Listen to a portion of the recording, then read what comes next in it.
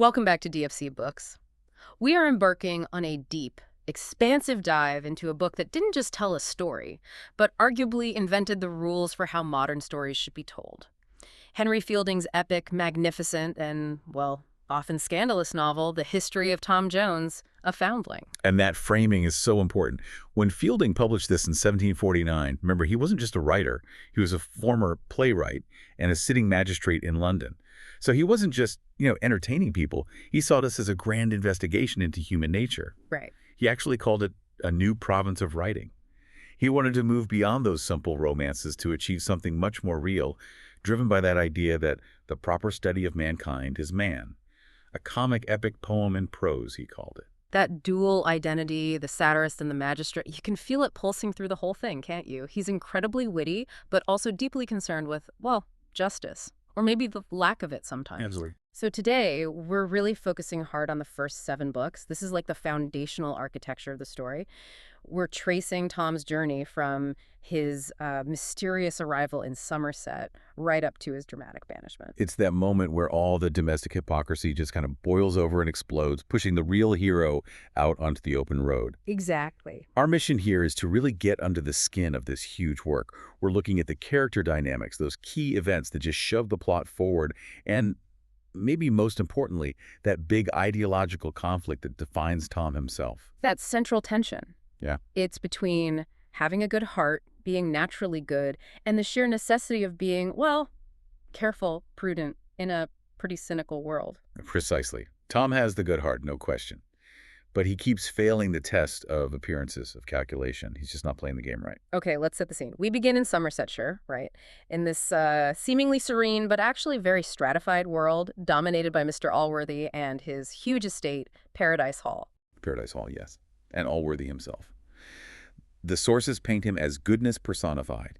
He's wealthy, he's benevolent, a patriarch known for his generosity, and genuinely charitable intentions. He's the embodiment of natural virtue, but as Fielding shows us, maybe flawed because of it. That's the structural point Fielding makes, I think. Allworthy's greatest virtue, his sheer goodness, is also kind of his greatest weakness.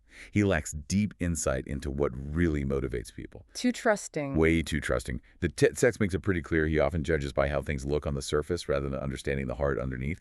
And then he comes back from this unusually long trip to London.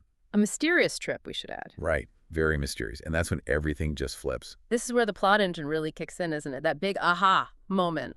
Allworthy's getting ready for bed. He's just said his prayers, establishing his piety, and bang, there's a baby. A little boy, abandoned in his bed. Imagine finding that.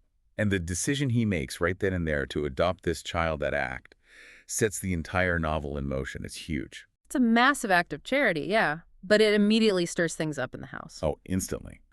And this is where we meet Miss Bridget Allworthy, his sister, later Mrs. Bleeful. She sort of represents the quiet resistance, the passive aggression within the household. She doesn't openly fight him on it, does she? No, she knows better. She depends on him.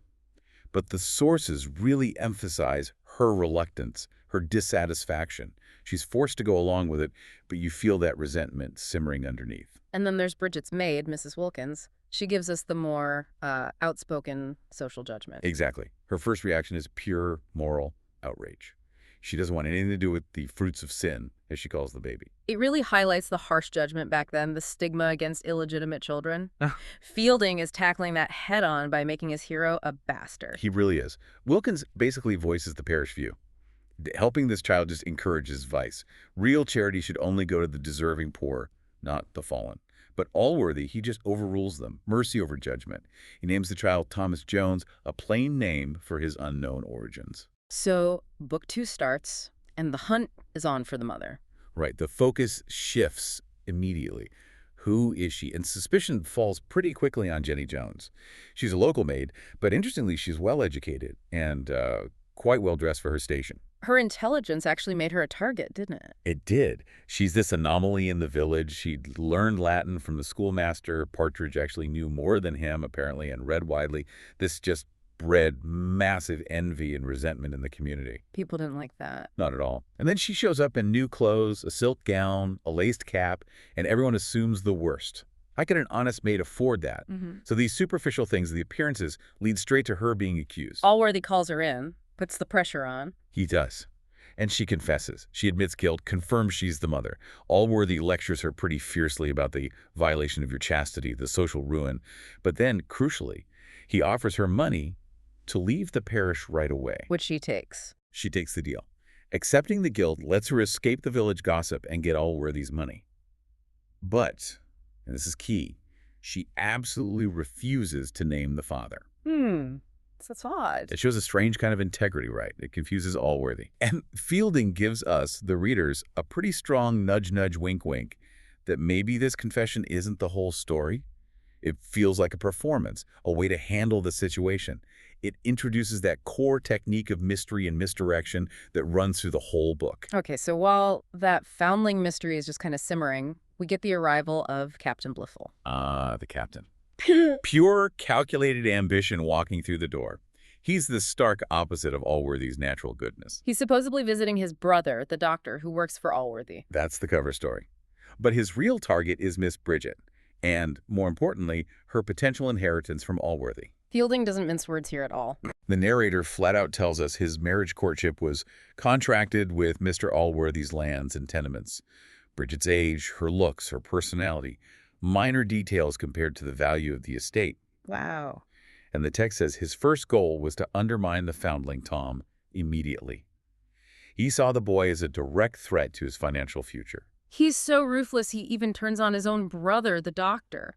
Slanders him to Allworthy. Basically suggests the doctor tried to undercut him with Allworthy. It's tragic, actually. It drives the poor doctor off to London where he dies, basically of a broken heart. The captain's ambition is literally deadly. And then comes that classic Fielding dark humor, the captain's own end. Oh, it's perfect, isn't it? Captain Bliffle, now married to Bridget, is sitting there scheming about how he'll manage the estate, calculating all the money he'll get when Allworthy finally kicks the bucket. And while he's exulting in meditations on the happiness which would accrue to him by Mr. Allworthy's death, boom, drop dead. And apoplexy. It's like instant karma, almost medieval poetic justice for the scheming villain. Unbelievable. And Mrs. Bliffle Bridget, her grief is just perfectly performed. Oh, meticulously. She manages her facial expressions to match her mourning clothes perfectly, from the deepest weeds to black to gray to white. Fielding notes she follows the strictest regard to all the rules of custom and decency. It's a masterclass in faking it. All outward show, zero real feeling. Right, so Mrs. Bliffle's conveniently managed grief soon leads to the birth of Master Bliffle, Tom's direct rival. And now the story jumps forward. We're looking at the boy's education, say from age 14 up to 19. And this section, Book 3, this is really the heart of Fielding's satire. He uses the tutors to stage this war over what morality even is. Let's look at the boys first. Tom Jones, open, generous, passionate, a warm-blooded youth, as Fielding calls him. Driven by feeling, right? Unfiltered. Exactly. And then Bliffle. Prudent, sober, outwardly pious. Yeah. Little genius of calculation and self-interest. Tom is a test case for natural internal goodness. Bliffle is a test case for just following the rules on the outside. And shaping them, or maybe warping them, are the tutors, Parson Thwackum and Mr. Square. This is where we really dive into those 18th century arguments, isn't it? Definitely. Thwackum, the clergyman, he's the caricature of rigid, dogmatic Anglicanism. For him, true honor and religion exist only within the Protestant Church of England. Period. Anything outside that is just bad. Depraved, basically. His morality is all about strict obedience to doctrine and his favorite teaching tool, the birch, the whip. He's constantly using it on Tom, who he sees as lacking all proper reverence and piety because Tom acts on instinct, not rules. And opposing him, you have Mr. Square, the philosopher. He represents deism, right? That rationalist movement. Precisely. Square preaches abstract virtue and the eternal fitness of things. Okay, hold on. The eternal fitness of things. What exactly does that mean for someone listening now? It sounds very abstract. That's a great question, because it is jargon, really. Basically, 18th century rationalists argued morality wasn't about God's rules handed down, but about reason. You could logically see how actions fit together in the universe like a sort of divine geometry. If an action was fit or rational in the grand scheme, it was virtuous. So, based on logic, not faith. Right. But Square believes virtue is just theory only, which of course Fielding uses to satirize him later when his actions don't match his theories. The narrator points out that both men, Thwackum and Square, have utterly discarded all natural goodness of heart. They're all system, no genuine feeling. And we see this clash immediately when Buffel insults Tom, calls him a beggarly bastard. Tom reacts instantly, punches him, gives him a bloody nose. Pure, spontaneous rage defending his honor. And look how everyone interprets it. It's brilliant. The servants, the ordinary folk, they immediately side with Tom. They call Blifil a sneaking rascal and praise Tom as a brave lad. But the tutors. They twist it completely to fit their own doctrines. Thwackum sees Blifil not fighting back as proof of piety.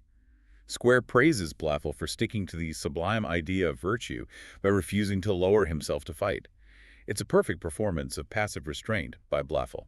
This whole ideological fight really comes to a head with that famous incident, Tom helping Black George, the gamekeeper. Ah, yes. Black George got fired by Allworthy for poaching a big deal concerning property rights then, and his family is literally starving.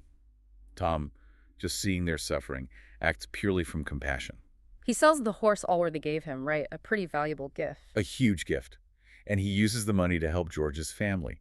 He even walks a mile in the pouring rain just to tell George that Allworthy has agreed to forgive him. It's pure, unthinking generosity. But this act of kindness becomes the very thing that trips him up because it wasn't prudent. Exactly. The lack of calculation is what the tutor seize on. Thwackum argues Tom's charity actually goes against God's will because clearly God intended George to be punished. Therefore, it was also against Allworthy's rules. Unbelievable logic. And Blifil, the master manipulator, makes sure Allworthy finds out about the horse sale. He doesn't complain about the charity itself. Oh, no. He frames it as Tom being ungrateful, disrespecting Allworthy's gift, wanting money only for riot and debauchery. So the lesson here for the listener, Fielding isn't saying Tom's wrong to be generous. He's showing how society works, isn't he? He is. The narrator warns us point blank. Goodness of heart and openness of temper will by no means, alas, do their business in the world. You need prudence and circumspection, even if you're the best person. Tom keeps losing ground with Allworthy, not because he's bad, but because he fails to project those necessary outward ornaments of decency and decorum. He doesn't look the part. Okay, so we've set up the plotting and hypocrisy inside Paradise Hall. Now the narrative needs some light, right? The true moral compass, Sophia Western. And Fielding introduces her like it's a major event, not just another character popping up. The whole style changes, doesn't it? It gets very elaborate, almost ceremonial. He compares her entrance to, like, a goddess appearing. She's the ideal woman, and famously based on Fielding's own first wife, Charlotte Craddock. And the description is so detailed. It sets up her perfection against all the flawed characters we've met. Middle height, delicate shape, that amazing black hair. But her real beauty, Fielding insists, is her temperament. That sweetness, that innocence, it enhances everything else, makes her shine beyond the purest brightness of Parian marble.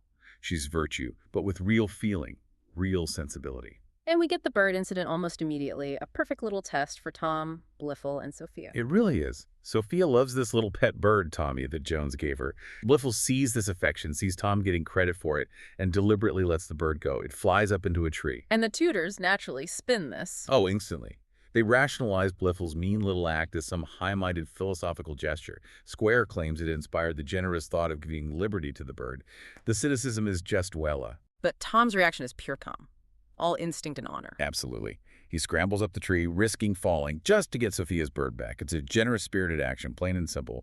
And Squire Western, Sophia's dad, you know, the rough, hunting-obsessed guy, but with a sort of basic honesty, he sees it for what it is.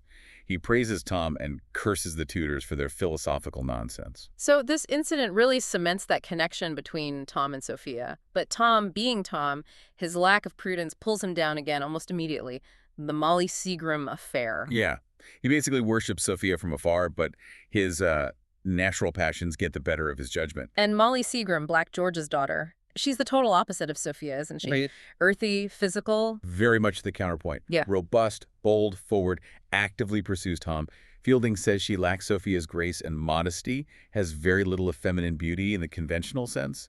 Tom's involvement with her is his big fall from grace in this section, driven by pure physical appetite. And it has very public, very messy consequences. Huge consequences. Molly shows up at church, visibly pregnant, and get this, wearing an old dress that Sophia had given her out of charity. Oh, no! Exactly. This public display confirms everything, and it triggers maybe the most famous satirical bit in these early books. The battle sung by the muse in the Homerican style? Yes. Fielding uses the grand epic language of Homer's Iliad, think Achilles and Hector, to describe this absolutely chaotic, low-brow village brawl. The other women attack Molly, clothes get torn, noses bloodied. It's brilliant satire. It elevates the completely trivial fight to expose how absurd and cruel small-town judgment can be. And Tom, of course, rides in like a madman, whipping the women to defend Molly, confirming his reckless streak. What happens when Allworthy finds out? Well, Tom's confession is classic Tom. He doesn't hide. He throws himself at Allworthy's feet, admits everything the violation of chastity, but begs Allworthy to protect Molly from the parish authorities. And Allworthy. He's appalled by the sin, naturally. But Tom's honesty, his willingness to take responsibility for Molly, that sense of honor, it kind of placates Allworthy. He sees Tom's faults, but also his open heart. It's a balancing act. But Tom just can't seem to stay out of trouble. Right after this disgrace, he breaks his arm. He does. Protecting Sophia, ironically, from her own father, Squire Western, who's drunk after a hunt goes wrong. And this injury leads to more philosophical debates. Oh, yes. Tom's laid up in bed, and the tutors descend like vultures. Thwackum immediately declares the broken arm is a judgment from heaven on his sins, basically a warning that he's headed for the gallows. Charming. Right. And Square, of course, offers nothing but detached, philosophical arguments about pain, completely ignoring the fact that Tom is actually hurting. But the real impact of the injury is on Sophia, isn't it? That's the crucial part. Her obvious anxiety, her blushing, the way she looks at Tom, it all inadvertently confirms how deeply she feels about him. And then Mrs. Honor, Sophia's very observant maid, catches Jones kissing Sophia's muff, like a fur hand warmer which she'd left behind by accident. Ah, the muff. That becomes important. Very important. It cements the realization for both of them, and for Honor, that this is real love, even if it's unspoken. Jones starts seeing Sophia not just as attractive, but as his goddess. Okay, book 6. Things get really serious here. The biggest crisis inside the house so far. Mr. Allworthy gets incredibly sick. Yeah, he knows a cold, it turns into a fever, and the doctor basically says this is it, he's not going to make it. So facing death, Allworthy makes his will, and this is critical for what happens next, right? Absolutely crucial, because in the will, Tom Jones gets a very substantial legacy, an estate worth £500 a year, plus £1,000 cash. Allworthy intends it as a memorial of my friendship, something to help Tom build a respectable life. He leaves similar amounts to Square and Thwackum, too. And how does Tom react to this news? With quiet gratitude. Not exactly Tom's style, is it? Hearing Allworthy is likely dying and that he's getting this inheritance, Tom completely loses it. He engages in riot and debauchery, heavy drinking, loud singing love songs, no less filling the house with noise and chaos, while his benefactor is supposedly on his deathbed. The text says he was 10 times better humored, if possible, than when he was sober. Oh, Tom, he's basically celebrating his coming independence, completely oblivious to how bad this looks. Totally oblivious to the required performance of piety and grief. Mhm. And Blifil, the master of moral appearances, just pounces. Allworthy recovers, doesn't he, against expectations? He does. And Blifil immediately goes to him and reports Tom's behavior. But he frames it perfectly. The drinking, the singing, it wasn't just recklessness, Blifil implies. It was profound ingratitude to the best of benefactors. He suggests Tom was literally celebrating Allworthy's impending death, thereby increasing the divine wrath. This one incident just paints Tom as the ultimate villain in Allworthy's eyes now. But hypocrisy isn't just Blifil's game, is it? Jones makes a discovery of his own. He does. This is brilliant. Yeah. Jones goes to visit Molly Seagram one afternoon, and who does he find hiding behind the arras, the wall tapestry? Mr. Square. The philosopher. The preacher of abstract virtue. The very same. Caught red-handed, literally hiding in a poor woman's bedroom, clearly having an affair with Molly. It's the total collapse of his entire theoretical system. The man preaching the eternal fitness of things is caught in the most unfit situation imaginable. How does Jones react? Is he angry? No, he finds it hilarious. He totally sees the human folly in it. He basically says to Square, I was never better pleased with thee in my life. It's a moment of recognizing shared human weakness, maybe. So Jones knows Square betrayed him with Molly, but he's still wrestling with his feelings for Sophia, right? Even though Square's hypocrisy is exposed, Jones feels bound. He feels bound, yeah, by his promises to Molly, however foolish, and even more by this overwhelming sense of duty and gratitude he feels towards Allworthy. He genuinely believes going after Sophia now would be betraying Squire Western and proving Blifil right about his ingratitude. So he makes a decision. He does. He resolves to stick with Molly, to abide by Molly. And for a brief moment, the narrator tells us he feels this sense of self-satisfied happiness, like he's conquered his passion for Sophia. How long does that last? About 5 minutes. Because this noble resolution gets completely demolished by the most seemingly trivial yet profoundly significant little incident back at the house. Sophia's playing the harpsichord. And the muff. The muff. Her cherished muff, the one Jones kissed, accidentally falls near the fire. And Squire Western. Squire Western, in a drunken rage about something else entirely, just kicks it into the fire with a curse. And Sophia, instantly, with the utmost eagerness, snatches it out of the flames, burning her fingers badly. Wow, that's quite a reaction over a muff. Exactly. That desperate act, rescuing the object she knows Tom values because he kissed it. It just hits Jones like a thunderbolt. He sees the depth of her feeling. He sees the futility of his trying to sacrifice himself for Molly. The narrator makes a point here, saying these little circumstances too often omitted by injudicious historians are what really turn the wheels of fate. Jones's internal resolution just collapses in that instant. Which brings us right to Book 7, Consequences, Crisis Point. Blifil's scheming finally pays off, and the trap springs shut on Tom. Banishment. Blifil is just meticulous in his cruelty here. He gathers all the ammunition. He presents Allworthy with a package deal. Tom's riotous behavior during the illness, that's one. Then a fight Blifil actually provoked after Tom caught him visiting Molly, framed as Tom's aggression. And then the killer blow, a complete fabrication. What was it? He claims Jones snapped a pistol at him behind his back in the woods the night before, basically accuses him of attempted murder. Which is completely untrue. Totally untrue. But this manufactured proof of a murderous impulse is the last straw for Allworthy. Blifil convinces him Tom is just irredeemable, driven by the blackest ingratitude to the best of benefactors. And Allworthy, despite his good heart, feels he has to act on the evidence presented. So he pronounces the sentence, banishment, effective immediately. Immediate banishment. And he tells Tom his decision is final, he'll never change his mind, the emotional blow is just devastating. And then Blifil twists the knife by delivering the formal dismissal letter. What does it say? It's ice cold, completely dismissive. It rejects Tom's presumption in saying, you have resigned all pretensions to a young lady, meaning Sophia, to whom it is impossible you should ever have had any, her birth and fortune having made her so infinitely your superior. Just brutal social and personal rejection. So Tom is out? Financially okay for now because of the earlier cash gift, but socially destroyed. Meanwhile, back at the Western's place, things are also coming to a head for Sophia. Yes. Squire Western is now absolutely determined to marry Sophia off to Blifil. He thinks it's the perfect match, good estate, good connections, and he's being heavily influenced by his sister, Mrs. Western. Ah, Mrs. Western. She's quite a character herself, isn't she? Oh, absolutely. She's the total embodiment of, pretentious urban vanity and political obsession. She's always going on about the latest news from London, court gossip, titles, sophistication. She sees the marriage as a strategic alliance, good for the family status. Sophia's feelings, completely irrelevant. So Sophia fights back. She does, fiercely. When Western tries to force it, she literally falls on her knees, begging him, saying she detested Blifil, forcing her would be killing me. And her father's response? Pure brute force. He just yells at her, then die and be damned. That seals it for Sophia. She knows she has to run. And her maid, Mrs. Honor, helps her. She does, and in a really clever way. Honor needs to get away too, so she deliberately picks a fight with the very demanding, status-obsessed Mrs. Western. Calls her an ugly old cat, or something similar. Yep. Gets herself instantly fired, collects her wages, and is now free and ready to help Sophia pack and plan her escape before the forced wedding can happen. It's quite brilliant, really. So Sophia's planning to flee. And Tom.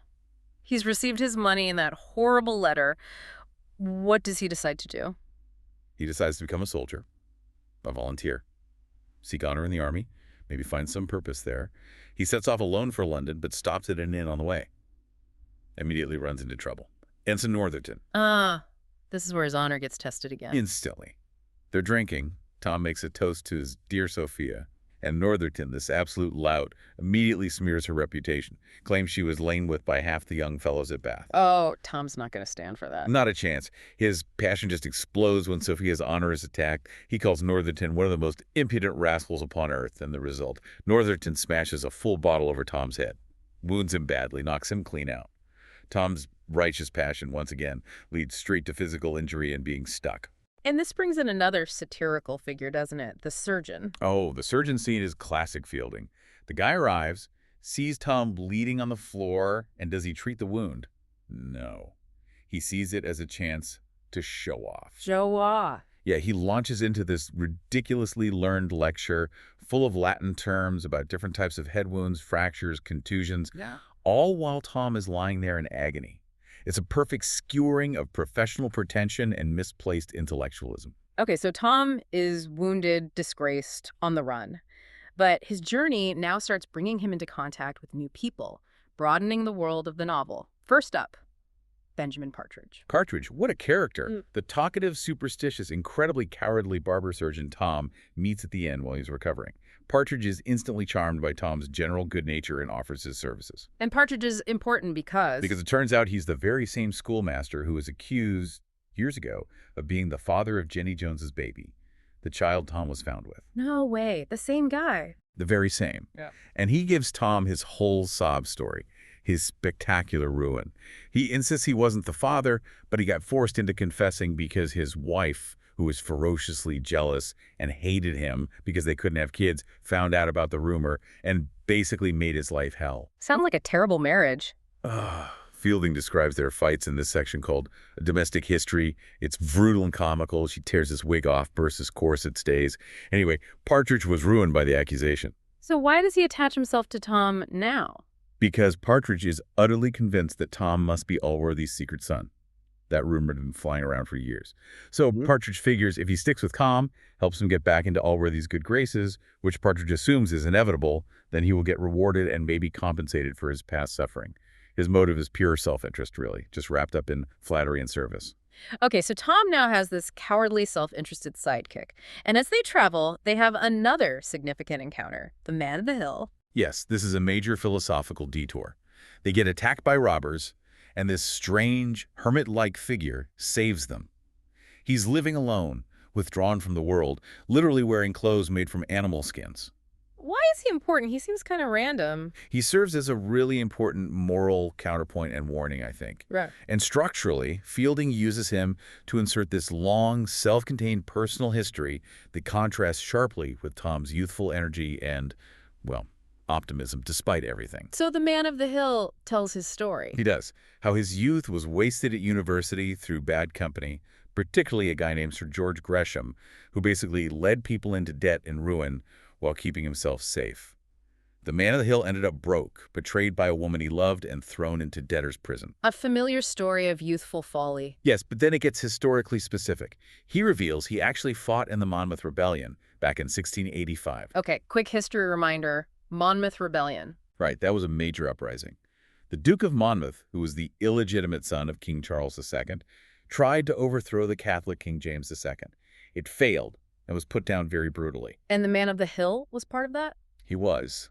And crucially, he was betrayed during it by a supposed friend named Watson, who sold him out to save his own skin. So you have this political betrayal piled on top of the earlier romantic betrayal. These experiences convinced him that human society is just fundamentally corrupt, which is why he became a hermit. He sounds deeply cynical. Utterly. But he does offer this really interesting reflection on London. He calls it the best retirement of either grief or shame. London, as a place of retirement. Yeah, his argument is that in the middle of the city's chaos, the noise, hurry, and a constant succession of objects, you can actually achieve a kind of solitude without its downsides. The sheer distraction prevents your mind from dwelling on misery. It's a fascinating, counterintuitive take on urban anonymity. Does he offer any hope? Any philosophy? Well, he talks about the difference between philosophy and religion. He says reading classical authors taught him how to kind of brace himself against bad luck, to elevate and steel the mind. But it was only later, reading the Bible, that he felt Christianity could make people better, not just wiser. However, the betrayals he suffered ultimately drove him into total withdrawal anyway. It suggests that maybe even tested morality struggles to survive the harsh realities of the world. He's a warning sign for Tom, perhaps. #tag outro. So we've reached the end of Book 7. We've covered the whole first major act of Tom Jones. We've seen our hero go from being this foundling in high favor right down to banishment, hitting the open road, wounded but with his honor, such as it is, intact. And he's got Partridge in the shadow of the Man of the Hill with him. Yeah, and the big takeaway, I think, up to this point is that relentless tension between having a good heart and, well, surviving in society. Tom Jones, for all his goodness of heart and openness of temper, just keeps suffering. Because he's not careful. Exactly. His generous acts selling the horse for Black George, defending Sophia's name against Northerton. They always get twisted or used against him because he lacks that essential armor of prudence and circumspection. He doesn't play the game. While the characters who were playing the game Bliffle, Captain Bliffle, before his apoplexy, even square until he got caught, they thrive. They thrive because they are masters of seeming good. Their success depends entirely on looking pious, looking sober, looking prudent, no matter what shady stuff is happening behind the arras, literally in Square's case. It's the tyranny of appearances, really. So Fielding, the magistrate turned novelist, seems to be teaching a tough lesson here. Just being good inside isn't enough. It seems that way. If you don't manage the outside, the perception, then malice and envy will find a way to ruin you, even in the eyes of someone as fundamentally good as Allworthy. It really makes you wonder, is Fielding ultimately a cynic? Does he think only calculated conformity actually works in the world? Or is he maybe a deeper moralist, suggesting that real virtue, even if it gets punished constantly in the short term, somehow endures beyond what society thinks? That's the question, isn't it? Right. So this brings us to our final provocative thought for you, the listener. Tom is heading towards London. Sophia is also fleeing her father and heading towards London separately. Given that Tom's life is repeatedly wrecked by his inability to control his passions or play the social game, and Bluffle's schemes succeed through sheer fraud, does Fielding ultimately suggest that success in society hinges more on the performance of virtue, on seeming good, than on actually being good? Or maybe London, that big anonymous city the man of the hill found refuge in. Maybe that's the only place where true internal goodness, stripped of all the local hypocrisy, might finally find some kind of justice.